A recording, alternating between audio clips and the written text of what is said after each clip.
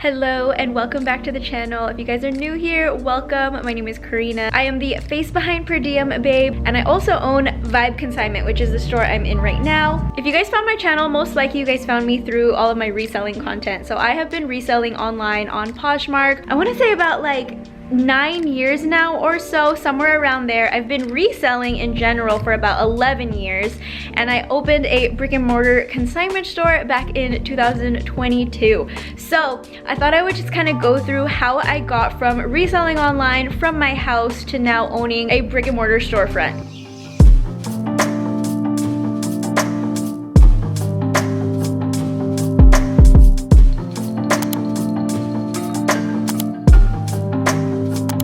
You guys can kind of see behind me my whole store. This is actually not the first storefront that I've owned. So the whole story kind of starts back in 2019 when I went full-time reselling, and now bringing it to 2024, I have this whole storefront right here that you guys have seen. I posted a tour of the shop from when I first opened, so if you guys are interested in looking at that, I will link that down below. But anyway, let's just get into the whole timeline of how I was able to turn my online Poshmark reselling business into this magic right here.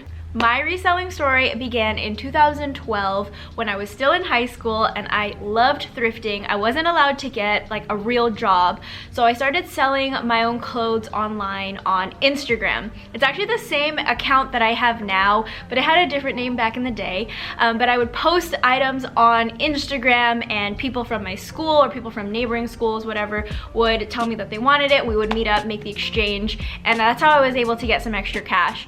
And I kind of just grew that Instagram account, and I started shipping. I started, meeting people from other parts of town and all of that, and just kind of growing that base. From there, I learned about Poshmark, I learned about eBay, found the whole community online, and just started getting into reselling on a larger scale. Since 2012, I have been doing reselling on the side while working in other jobs, going to school, doing all of the things. But in 2019 is when things kind of started to get more serious.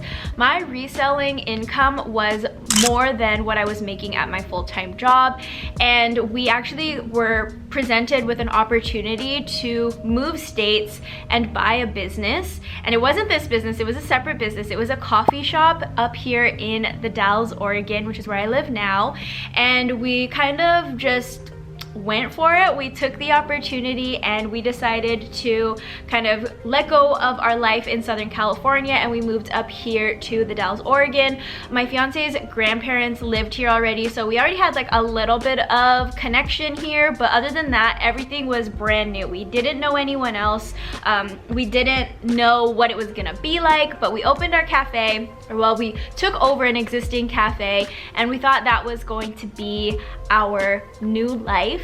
I started reselling kind of full-time at that point. Since the cafe was still we were getting it off its feet, we were relying more on my reselling income, and that was something that I already kind of knew how to do. So it's something that I definitely took seriously. We moved into this house and I converted the basement into my office, and that was great. I was so excited because previously when we lived in Southern California, we had lived in like a 2-bedroom apartment, but we had a roommate and we had our daughter, and there was just very limited space. I took over the whole house with my operations, so it was nice to have a designated space to be able to grow my business and just be able to work from home and build on this thing that I had been already working on for a few years. But then of course, the pandemic hit. And unfortunately, like many other people, we just had to close our doors. We weren't sure what was gonna happen, and we just didn't want to take a risk. We had so much on the line already, and we didn't want to lose everything.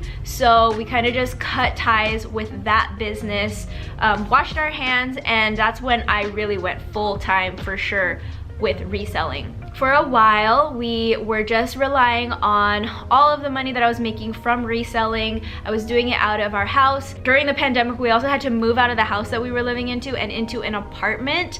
And we were back to like a 1-bedroom apartment with our daughter and us and our dog. And I had to kind of run everything again out of there. So my business has seen a lot of fluctuation with it just being online. I had to pivot a lot. And as you guys know, during the pandemic, all of the thrift stores were shut down. I was kind of struggling to find inventory. I dabbled in wholesale, I dabbled in online sourcing and all of that, but at the end of the day, after a couple years, like, things were just getting oversaturated.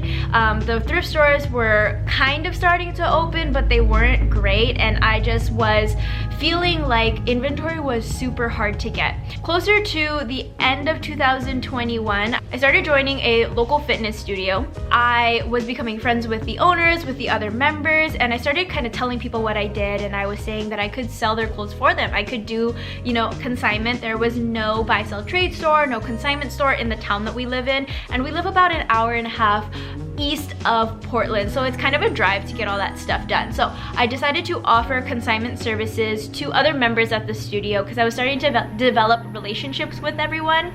So I decided to see if I wanted to see if it would be a good way for me to kind of get inventory a little bit easier. So I started doing that. I had a couple clients, and then the owner of the boutique, who's now my best friend, but at the time we were still kind of just like feeling each other out and like developing our relationship, our friendship, our partnership, all of those things. And she asked me if I wanted to do some pop-ups. She pointed me in the direction of some other kind of like local events that were happening where I would be able to put out some of the clothes that I had for sale and see if people wanted to buy them. And so I tried it out. I had never done anything like that before, and they weren't like the hottest events. I remember, I think the first one I did, I maybe made like 2 sales, but I met a lot of people. I got word out that I was doing consignment, and a lot of people were asking me like, okay, well, where's your store? Like, do you have a store that we could shop from? Is this all your inventory? And I was like, I don't have a shop right now. I do everything out of my house. I'm gonna be doing more pop-ups, so just like follow me on Instagram, stay tuned. I'll probably be posting if I'm doing more events locally. I communicated this with my now best friend, and I was telling her like, yeah, the markets have been great, but a lot of people are asking me where my storefront is or whatever, and I'm just telling them that I don't have one. I had also recently at that time like started renting another apartment in our building. My fiance's grandparents own the building, so they gave me a really good deal on another apartment. It was like a studio, and we converted the studio into my office, and also Charlie was able to take a corner of it for his office. But I had outgrown our apartment. I had tried to go into the garage, but our garage was like shared between like 4 apartments, so it was like super full. So I decided to rent the apartment because it had been vacant for a while, and I'm super grateful for that. But the owner of the studio, her name is Hannah, she asked me if I would ever be interested in like owning a store downtown, and I was like, you know, I never really thought about it here. That's always been a dream of mine. I've always wanted to have my own storefront. I just didn't know where on my timeline that was gonna be.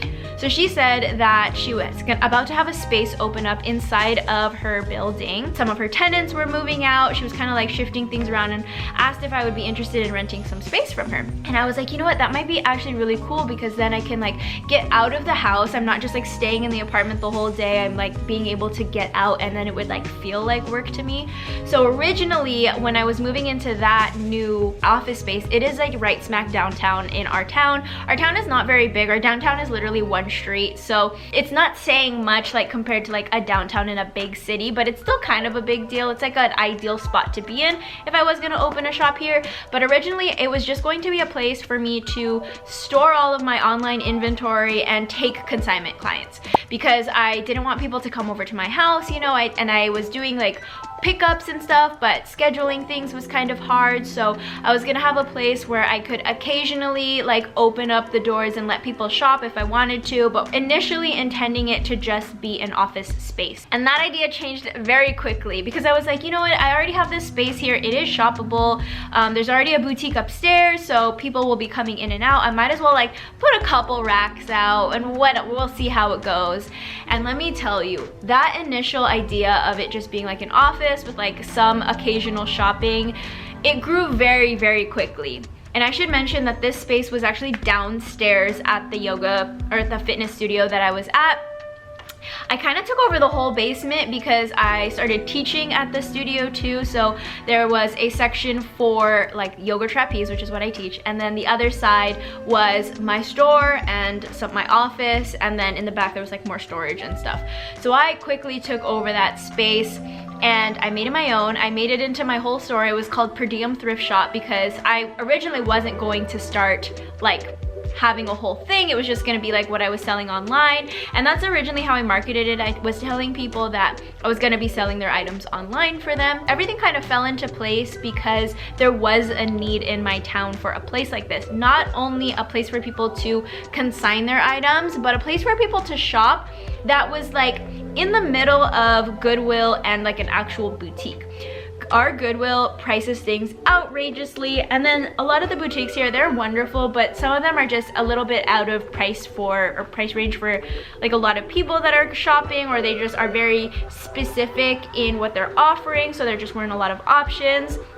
So my store was kind of bridging the gap between the two. It was still fun, like people still got to thrift and things, but it was like more unique. There were kind of like one-off pieces, and I really saw that there was a need for it in the community. Now, I stayed in that location for about a year and a half, and I thought I was doing really well. I mean, my sales weren't crazy because marketing and kind of getting exposure for my space was very difficult, and I didn't pay for any sort of advertising or anything like that. But I learned early on that I was going to outgrow the space, and there were a lot of things about that space that just wasn't necessarily what I wanted for my brand, for my store. I'm so thankful that I got that opportunity. I wouldn't have what I have now if I wasn't able to start in that space. However, I think it was just like maybe 6 months into me being there that I started looking for a ground level store that would be my own. Being in a small town, the spaces that were available were very, very limited, and especially after the pandemic when building owners were getting like tax credits for having open businesses and all of these things, it was really difficult to find a space. Before I landed the space that I'm currently in, I think I toured maybe 4 or 5 locations. There were 3 that I like really thought I was gonna be in. Each one kind of took up its own period of time. The first one I found right away, right off the bat, but unfortunately I experienced kind of, I don't know if it was, I don't want to necessarily say it was racism, but I feel like maybe it was more like ageism and sexism, but the building owner just didn't really understand what my intentions were with my business, and he just like didn't really get it. He didn't understand me, my vision, my business, all of that. So he told me that I was gonna get the building and then ended up kind of like giving it to somebody else, which really sucked. It was like such a bummer. I really like pictured myself in that place, but it just didn't work out. I was really upset at the moment, but I knew like the perfect space would find me. Same way with like how I was able to open my spot. I wasn't really like looking for it, kind of just fell in my lap. And I kept looking, I kept putting myself out there. I ended up meeting some people who owned like buildings downtown, and was just kind of like trying to chat with them, and like I was just telling everybody that I was looking for a new space because I knew someone out there was gonna have a space for me. There was another place that I thought I was gonna go into, and I was actually gonna move in there with a friend, and we were gonna kind of split the area. And we were set on that place for about maybe 6 months. We were planning, we were buying things for the space. We had been doing a bunch of stuff to prep for that location, and then unfortunately that one fell through as well. And then this space that opened up, the previous tenants, they moved out. I like ran to find the person's phone number and like figure out if I could rent the space. I toured it and I was like, yes, please, I want this space. Please rent it to me. Like, I will move in as soon as possible, all of this stuff. And then the owners of the building, they just weren't sure if they wanted to rent it or if they just wanted to sell the building, and they were like, if you're interested in buying it, then like reach out to us. But I didn't have that kind of capital. I wasn't prepared to buy a building. I just wanted to rent. That one, me losing this space like really bummed me out. I remember I was inside of a thrift store, I was sourcing, and I got the call that they didn't want to rent it to me and they just wanted to sell the building. And I literally had like a mini panic attack inside of the thrift store. I had to leave. I just like left all my stuff in my cart. I like pushed it to the side and like ran out, and I was crying in my car because I was like, no, this space, this is it. Like, this is exactly what I want. I see myself here. Like, the feeling that I got when I walked into the building was exactly like, I just knew. I knew that it was it. So I was absolutely devastated. And I just remember telling them like, okay, if you guys sell the building, please keep my information and give it to the new owners. And if they are looking for a tenant, then like let them know that I'm ready and I really want this space. And I remember just kind of like giving up and being like, you know what, I need to kind of recoup. I need to like relax. That was really heartbreaking for me. It really felt like I was like losing my soulmate or like losing somebody that I loved. Like, I really had to grieve and like feel through the process of not getting this space. And a few months passed, and then I got like a random message on Instagram from somebody who said that he was thinking about buying this building but wanted to find tenants first to make sure that it was like a good investment. And I was like, oh my gosh, yes, please, like if you buy this building, I will 100% be your tenant if you're open to that. Like, I know that I want to be in here. I'm ready to do, you know, whatever. And from there, it kind of just worked out. Him and his friend, his business partner, bought the building. They like didn't even entertain any other possible tenants. They just like were set with me. They kind of fixed the interior of the building. They put in new floors, put in new walls, and kind of tailored it to what I wanted. So we were able to work together to make this happen. And everything kind of like started moving very quickly after that. And like I said, I didn't have a huge amount of capital to kind of work with. So I ended up reaching out to the SBDC, which is a Small Business Development Center. They operate out of our community college here. And I was able to ask them for some help when it came to starting a business, opening up a business, getting funding, and all of that information. Because when it came to like the financial sides of everything, I had no idea what I was doing, no idea what I was talking about. I had never like asked for a big loan or anything. So the SBDC, which I think is all over the United States, if you guys are ever like looking for help when it comes to running your business, they offer free services to help you kind of get started and figure out what you need to do. But they actually helped me, and along with another friend of mine, they pointed me into the direction of this organization that did secondary funding, because my bank didn't offer startup loans for new businesses. They only offered credit for existing businesses, which is really frustrating. But like, I get it, I understand a lot. There's not a very high success rate for small businesses opening. So there was this other funding association that gave secondary funding, but you had to like follow a bunch of guidelines. You had to show a bunch of financial statements, and you had to do a lot of things to kind of qualify for the funding. And the SBDC was able to kind of walk me through how to create projections, how to create a business plan, how to get all of my financials in order, how to propose, you know, what I was going to talk to with the loan agency, with the board that I had to apply with. And they actually made it so much easier for me to get the whole process going. So I forgot to add this in the video, but the whole reason why I had to get funding and had to go through all of this was because I was changing the name of my business, and I was starting technically like a full rebranded like new thing. I wanted it to be separate than my per diem thrifts. However, I was able to use data that I had from my reselling business. So I was able to show how I was able to generate sales, and even like the sales that I was making in my other store, I was using that as proof and backup for this new funding thing, to like show that I was generating money already and that I knew what I was doing. I knew how to run a business and everything. So if you are like looking for funding, it just kind of depends on what your bank says. They may consider it a like continuation of what you're doing on your reselling business, or they may consider it like a new business.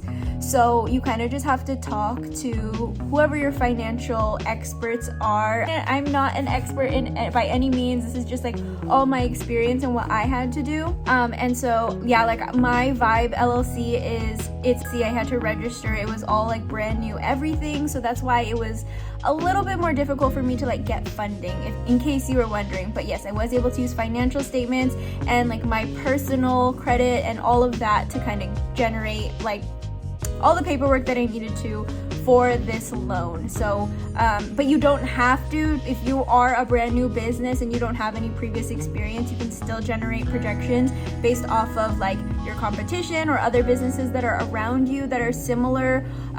But yeah, just wanted to add this in there because I felt like that was like a kind of important part that I forgot to add while I was filming. Was not great also, so there were some other things that I had to do, and every person that I worked with, I actually requested that I only worked with women because women just get it. Like women, especially after all of the other situations that I had been in where I was like feeling a bit of sexism like with other men. Like men just didn't, they look at me, and I get it, I look really young, people look at me and they think that I don't know what I'm talking about, that I'm inexperienced, and they also just like kind of made me feel bad whenever I would ask a question.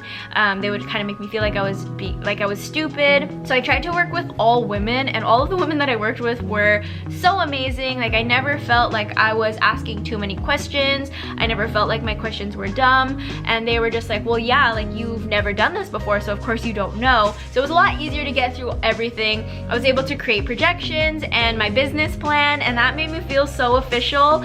And I was able to kind of talk to other people who have opened businesses locally, and also people kind of like around the States who have opened similar businesses, just so I could get some more perspectives on like how to start, things that I wasn't gonna know, because I had been running a business already. I had been reselling, but I had never done it in this kind of setting. Yes, I've worked retail, so I know how to like talk to customers, I know how to manage a floor, things like that, but there were so many things on the back end that I'm honestly still learning, and I feel like I'm never gonna stop learning how to run my business more efficiently, how to do things, you know, in better ways as we get new softwares, we get new like sales tactics and techniques and all of that. Like there's always gonna be room for growth, but I digress. I was able to get the funding through, they're called McKed. They're a local organization, but if you are looking for secondary funding, definitely reach through your small business development center that's local to you, because they're gonna have way more information for you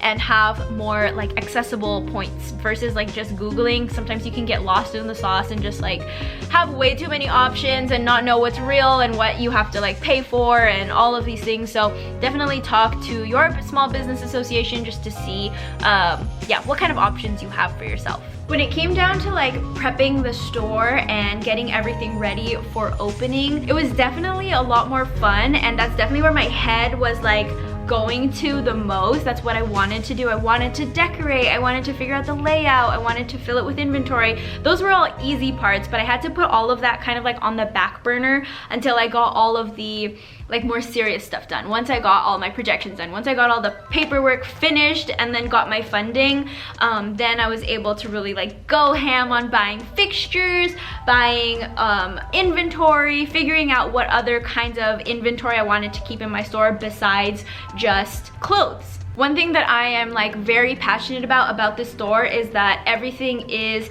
secondhand or sustainable in some way. I know not every single thing in my store is, but I do try to lean more that way and focus on things that kind of match the values of my business. So for example, I wholesale a company called Bagoo, and they are a sustainable brand. Their items are like recycled material. They're like one of the leading brands when it comes to like reusable tote bags and things like that. Sorry, the lighting is weird. There's a bunch of cars driving by, so it kind of messes with the lighting. But anyway, I also have some of my personal friends and family who sell inventory in my shop. So yes, one of like the values is definitely sustainable secondhand. Another value of mine is like women-owned businesses. So I try to keep things around that realm. So I've been open in this location for about 6 months now, and it already looks kind of a lot different than when I originally opened, just because I've been adding. I had to remind myself when I was opening the store that everything wasn't going to be perfect. I didn't have to have my store laid out in a way that it was gonna stay forever. In fact, like, it's better if you kind of switch things around all the time. But I knew from the beginning that like some of the fixtures I was gonna get weren't gonna be my forever fixtures, same as like layout, same as like kinds of inventory I was bringing in. They were all just kind of to get me started, so that as I grew, as more people were coming into the shop, as I was getting more clients, customers, and all those things, it was definitely going to evolve and change, and it definitely has. Since moving up here and being in my new space, I've gone from 150 clients to now over 400 clients. Now, they are not all active. I don't have inventory from every single person. Sometimes people come in and they like only consign one thing too. So just the amount of growth that I've seen from moving from that location to this location has been wild. My opening day, I made more in sales in one day than I had in some full months that I had down there. So there was like definitely a lot more attention up here. I think since I am street level too, like I get a lot of people who just walk by or who drive by and now notice my store. I've also started paying for ads and all of those things just because I wanted to invest a little bit more into this space and make it my own. And I also changed the name, so it's now called Vibe Consignment, and I've seen so much growth. I have also made more in sales here than I ever have selling online. And yes, there's a lot more overhead because I'm paying for a storefront. I have people who come in and work for me. I had to pay for utilities and all of these things. They're definitely a lot more expenses, but I feel like this shift from me doing solely online business to now serving a community, being an in-store place, has helped me grow and lean more into what I was meant to do. I don't think I was meant to just be solely an online store. I've known from very early on that I wanted to have my own store, and it's funny too because when I did start working like a real job, I worked for Aldo, I worked for Zara, I worked at Cotton On. I knew I wanted to be a buyer for those stores. So it's kind of funny how like, yes, I kind of did become a buyer, but in a different way than I had originally intended, or that I thought that I was going to be. I thought I was gonna like climb the corporate ladder and become a buyer for Aldo, and turns out I just ended up opening my own store and being a buyer for myself and for like the kinds of clothes that I want in here. And I do still sell online, separated the two businesses. So I now have inventory that I only keep on Poshmark, and then I have inventory that I only keep in the store. Since moving up here and just getting more consignment clients, I haven't had the manpower to be able to list everything that I have in the store online. Now, I'll get some pieces in that are like really high end or that I think will sell better online, and I will do that. And I'll like take those items and sell them on Poshmark or whatever, but I don't do it for absolutely everything. The most important thing is like understanding your customer, and I know that my customer here in this location is a lot different than the customer that I serve online. So kind of like being able to differentiate between the two. There's definitely overlap, but I think knowing like what sells better online versus what sells better in the store is very important. Eventually, if I were to get like some real full-time employees or like people who are here regularly to help me, I would turn this into also its own online operation. I know there are like Plato's Closets and other consignment stores that do sell online as well, and I would love to do that if I could get some help in here trying to like photograph everything, because it's just a lot of work, you guys know that. And photographing and listing isn't necessarily my favorite thing to do, but making sales is. So if that will kind of lead to more sales, then I'll definitely do that. The reason that I kept both online and in store is because on days when it is really slow in the store, like for example during the whole winter season, we had a lot of snow, there weren't a lot of people that were coming inside the store. our sales were pretty non-existent, and I wasn't gonna be able to keep going if I wasn't making sales somehow. So I was figuring out other ways to generate income while no one was coming into the store, and vice versa. Like sometimes online is really slow, so I can lean more into the shop, and they kind of like balance each other out for me. They are separate, but when it comes down to it, they're both still my businesses, so they kind of just like level out when I need to. And obviously if I'm giving attention to one, there's less attention to the other, but it's all kind of working itself out. Like I mentioned earlier, I've been in this space for 6 months. I'm starting to get more comfortable with the ebbs and flows. I haven't been in here for a full year yet, so I can't really say like, oh, this time of year is gonna be busy, or this time of year is gonna be whatever. I could compare it to my other location, but the truth is it has changed so much. There were times of year that were really slow down there, but I've been so busy up here, and I think it's just location. So I'm taking this full year, so once I hit October of this year, it'll be a full year in this space, and then I'll be able to kind of like create my own graph of like when things are busy, when it's slow time, and all of that. I also don't follow a lot of the same trends that some of the other local businesses do, just because of the field that I'm in. I think secondhand selling is becoming so much more attractive to a lot of people. I've noticed so many other secondhand shops and vintage stores opening in neighboring towns, and they focus more on vintage, where I am definitely more modern. I'm a more modern seller. Sometimes people will tell me like it's gonna be really slow and all of that, and I'm like, no, it's different. Like you just don't get it. If you don't get it, you don't get it, but if you know, you know. And even when I was going through the whole process of getting my funding, one of the requirements, since my credit score was a little bit on the lower side, was I had to present to a board. They asked me questions and kind of grilled me about like why they should invest in my business, why I was worth it, why it was a good business idea, and all of that. One of the questions was, with the rise of online shopping, why am I going backwards? Why am I going from online to selling in a storefront, in a brick and mortar? And I think there are a lot of factors. One of them being, I live in a very small town, and there are not a lot of options for people to shop. Most of the time when people say they need to go shop, they're driving all the way into Portland, or they're driving the other direction into Washington to go shop at the mall or whatever. So creating a store here was definitely like me filling a gap in the community. There were a lot of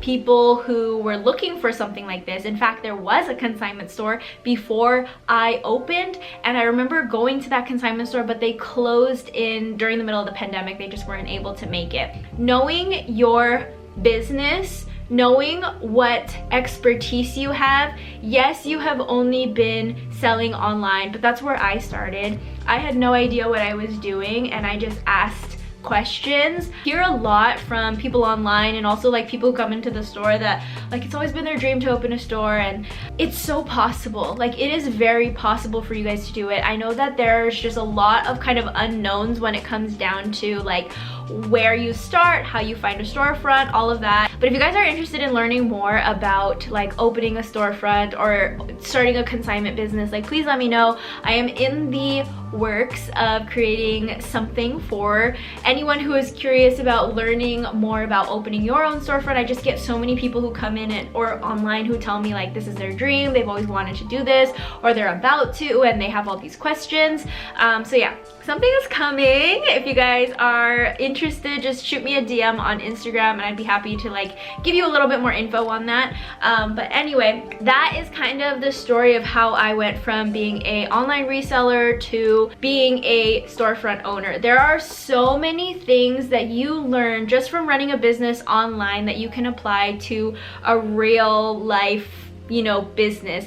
And I hate putting it that way, because running an online business is a real life business. I think a lot of people who don't know what it's like try to minimize what we do and try to say that it's not that big of a deal, or how's your little business doing, or like give little comments like that. And I just want to tell you, you are running a real business. You are doing the damn thing. You are smart, you are skilled, you know what you're talking about. And don't let anyone discredit you. Don't let people kind of judge you or tell you that, you know, what you're doing isn't right. Because if you've been on this like growth pattern with your online reselling business and you are like doing the right things, you're making the right moves, you're making the right steps, you know what it's like to run a business. It's just a different model than what people traditionally think a real business is. And it's wild because, like I mentioned, like a lot of people think that you go from a brick and mortar to online, like that's the next level. So essentially you kind of skipped the basis and went to online.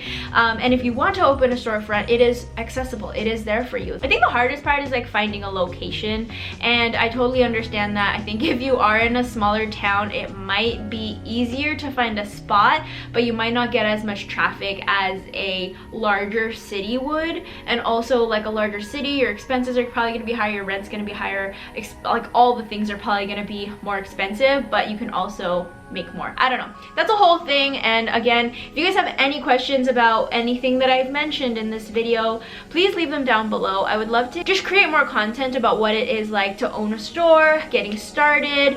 Even if you guys want info on owning a online business, like I have that going as well. So thank you guys so much for watching. I hope you guys enjoyed this video. If you have time, if you aren't already, please subscribe down below and stay tuned for some more content, and I will see you guys next time for another video. Bye!